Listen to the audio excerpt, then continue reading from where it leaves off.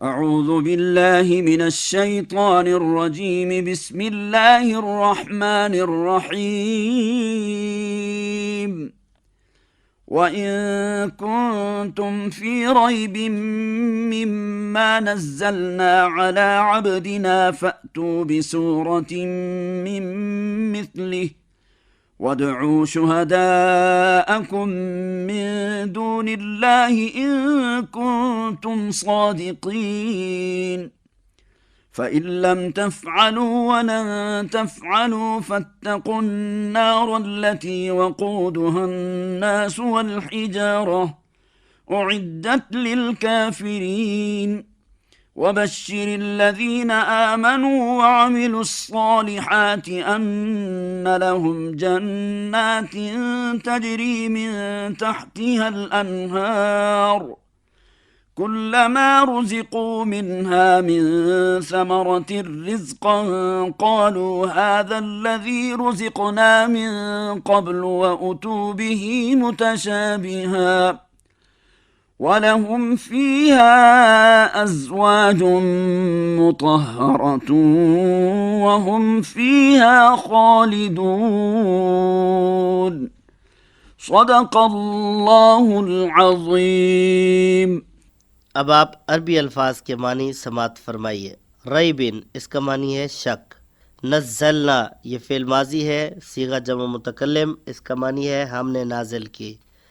فأتو یہ امر کا صیغہ ہے، اس کا معنی ہے پس تم لے آؤ۔ وقودھا اس کا معنی ہے اس کا ایندھن۔ بشر اس کا معنی ہے خوشخبری۔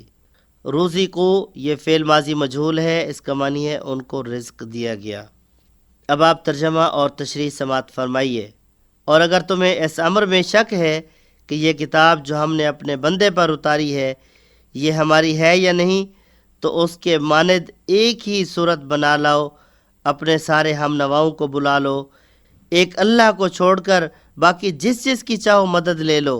اگر تم سچے ہو تو یہ کام کر کے دکھاؤ، لیکن اگر تم نے ایسا نہ کیا اور یقیناً کبھی نہیں کر سکتے تو ڈرو اس آگ سے جس کا ایندھن انسان اور پتھر بنیں گے اور جو منکرین حق کے لیے مہیا کی گئی ہے۔ اور اے پیغمبر جو لوگ اس کتاب پر ایمان لے آئیں اور اس کے مطابق اپنے عمل درست کر لیں، انہیں خوشخبری دے دو کہ ان کے لیے ایسے باغ ہیں جن کے نیچے نہریں بہتی ہوں گی۔ ان باغوں کے پھل دنیا کے پھلوں سے ملتے جلتے ہوں گے۔ جب کوئی پھل انہیں کھانے کو دیا جائے گا تو وہ کہیں گے کہ ایسے ہی پھل اس سے پہلے دنیا میں ہم کو دیے جاتے تھے۔ ان کے لیے وہاں پاکیزہ بیویاں ہوں گی اور وہ ہمیشہ رہیں گی۔ ان آیات مبارکہ کا تعلق قرآن حکیم کے اس بنیادی دعوے اور چیلنج سے ہے جو نبوت محمدی صلی اللہ علیہ وسلم کی صداقت اور کلام الہی کے من جانب اللہ ہونے پر مہر تصدیق ثبت کرتا ہے۔ پہلی آیت مبارکہ میں اللہ رب العزت نے پوری انسانیت بالخصوص عرب کے فصحاء و بلغاء کو ایک کھلا چیلنج دیا ہے۔ یہاں لفظ عبدنا جو ہمارا بندہ حضور اکرم صلی اللہ علیہ وسلم کی عظمت شان کو ظاہر کرتا ہے۔ آپ صلی اللہ علیہ وسلم اللہ کے وہ برگزیدہ بندے ہیں جن پر کلام الہی کا نزول ہوا۔ مفسرین فرماتے ہیں کہ جب کفار مکہ نے قرآن حکیم کے کلام الہی ہونے میں شک کیا اور اسے معاذ اللہ حضور صلی اللہ علیہ وسلم کی خود ساختہ تقریر قرار دیا، تو اللہ نے ان کے شک کو دور کرنے کے لیے یہ چیلنج پیش کیا کہ اگر تم سچے ہو تو اس جیسی ایک ہی صورت بنا کر لے آؤ۔ علامہ ابن کثیر رحمہ اللہ اس مقام پر لکھتے ہیں کہ یہ چیلنج بتدریج تھا۔ پہلے پورے قرآن جیسا کلام لانے کا کہا گیا، پھر 10 صورتوں کا، اور آخر میں صرف ایک صورت کا مطالبہ کیا گیا۔ عرب جو اپنی فصاحت و بلاغت پر نازا تھے اور دوسرے اجمیوں کو گنگا کہتے تھے، اس چیلنج کے سامنے بالکل بے بس ہو گئے۔ کتب سیرت کے مطالعے سے ملتا ہے کہ ولید بن مغیرہ جیسا شخص جو عرب کا مانا ہوا سخنور تھا، جب اس نے قرآن سنا تو پکار اٹھا کہ خدا کی قسم اس کلام میں ایک خاص مٹھاس ہے، اس کی جڑیں گہری ہیں اور شاخیں پھلدار ہیں، یہ کلام انسان کا نہیں ہو سکتا۔ لیکن اس کے باوجود معاندین نے اپنی انا کی خاطر اس سچائی کو جھٹلایا۔ یہاں شہداءکم سے مراد وہ معبودان باطلہ یا فصحا ہیں جن پر انہیں ناز تھا، جنہیں وہ اپنی مدد کے لیے بلا سکتے تھے۔ دوسری آیت مبارکہ قرآن کریم کی ایک عظیم الشان غیب کی خبر اور دائمی معجزہ ہے۔ اللہ تعالیٰ نے نہ صرف یہ فرمایا کہ تم اب ایسا نہیں کر سکتے، بلکہ یہ فرمایا کہ تم ہرگز کبھی ایسا نہیں کر سکو گے۔ یہ فرما کر قیامت تک کے لیے اس چیلنج کو ناقابل عبور بنا دیا۔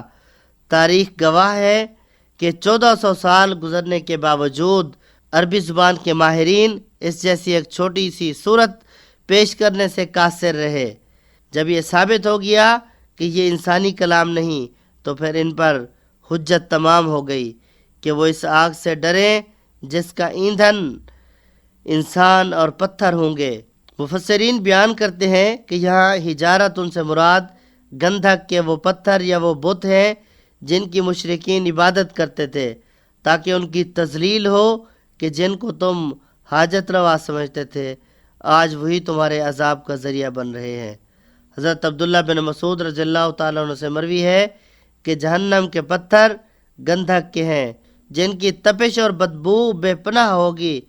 یہ آیت اس نفسیاتی حقیقت کی طرف بھی اشارہ کرتی ہے کہ جب دلیل ختم ہو جاتی ہے تو ہٹ دھرمی کا انجام سوائے رسوائی اور عذاب کے کچھ نہیں۔ صحابہ کرام رضوان اللہ تعالی علیہم اجمعین کی زندگیوں سے معلوم ہوتا ہے کہ وہ ان آیات کو سن کر لرزہ براندام ہو جاتے تھے اور خوف خدا سے ان کی راتیں مسلوں پر گزرتی تھیں۔ تیسری آیت مبارکہ میں اللہ تعالیٰ کا انداز بیان منذر سے مبشر میں تبدیل ہو جاتا ہے۔ یہ قرآن کا عام اسلوب ہے۔ جہاں عذاب کا تذکرہ ہوتا ہے وہیں رحمت اور جنت کی نوید بھی دی جاتی ہے، تاکہ مومن کا دل خوف اور رجا کے درمیان معلق رہے۔ جنت کی تعریف میں تجری من تحت الانہار کا جملہ ایک ایسی دلکش تصویر کشی کرتا ہے جو انسانی عقل کو ورطہ حیرت میں ڈال دیتی ہے۔ حضرت ابو ہریرہ رضی اللہ تعالیٰ عنہ سے مروی ہے، حضور صلی اللہ علیہ وسلم نے فرمایا کہ جنت کی نہریں زمین میں گڑھا کھود کر نہیں بلکہ سطح زمین پر بہتی ہیں اور ان کے کنارے یاقوت و مرجان کے ہیں۔ یہاں جنت کے پھلوں کا تذکرہ متشابہاً کے الفاظ کے ساتھ کیا گیا ہے، جس کی تشریح میں حضرت عبداللہ بن عباس رضی اللہ تعالیٰ عنہ فرماتے ہیں کہ دنیا اور آخرت کی نعمتوں میں صرف ناموں کی مشابہت ہے، ورنہ ذائقے اور لذت میں زمین و آسمان کا فرق ہے۔ جب اہل جنت کو پھل دیے جائیں گے وہ شکل و صورت میں مانوس دیکھ کر کہیں گے کہ یہ تو وہی ہے جو ہمیں پہلے ملا تھا، لیکن کچھ چکھتے ہی ایک بالکل نئی اور اعلیٰ لذت پائیں گے۔ اسی تسلسل میں ازواج مطہرہ کا ذکر ہے، جس سے مراد وہ پاکیزہ بیویاں ہیں جو ہر قسم کی ظاہری اور باطنی غلاظت، حسد اور کینہ و دنیاوی ڈکائت سے پاک ہوں۔ حضرت ام سلمہ رضی اللہ تعالی عنہا نے جب حضور صلی اللہ علیہ وسلم سے جنت کی خواتین کے بارے میں سوال کیا تو آپ نے ان کے حسن اور پاکیزگی کی ایسی تفصیل بتائی کہ جس نے صحابیات کے شوق عبادت کو مزید بڑھا دیا۔ سب سے بڑھ کر یہ کہ یہ نعمتیں عارضی نہیں ہوں گی بلکہ وہ ہمیشہ اس میں رہیں گے۔ ابدی زندگی کا یہ تصور ہی مومن کے لیے دنیا کی ہر سختی کو ہیچ بنا دیتا ہے۔ سیرت صحابہ میں ایسے بے شمار واقعات ہیں جہاں صحابہ کرام نے صرف ان آیات کی شوق میں اپنی جانیں نچھاور کیں۔ جنگ بدر کے موقع پر جب حضور صلی اللہ علیہ وسلم نے جنت کی بشارت دی تو حضرت عمیر بن الحمام کے ہاتھ میں کھجوریں تھیں۔ انہوں نے یہ کہہ کر انہیں پھینک دیا، اگر میں ان کھجوروں کے کھانے تک زندہ رہا تو یہ بہت لمبی زندگی ہوگی، اور میدان کارزار میں کود کر جام شہادت نوش کیا۔ عربی متن میں ازدواج کا لفظ استعمال ہوا ہے جس کے معنی ہے جوڑے، اور یہ لفظ شوہر اور بیوی دونوں کے لیے استعمال ہوتا ہے۔ شوہر کے لیے بیوی زوج ہے اور بیوی کے لیے شوہر زوج، مگر وہاں یہ ازدواجی پاکیزگی کی صفت سے پاک ہوں گے۔ اگر دنیا میں کوئی مرد نیک ہے اور اس کی بیوی نیک نہیں تو آخرت میں ان کا رشتہ کٹ جائے گا اور اس نیک مرد کو کوئی دوسری نیک بیوی دے دی جائے گی۔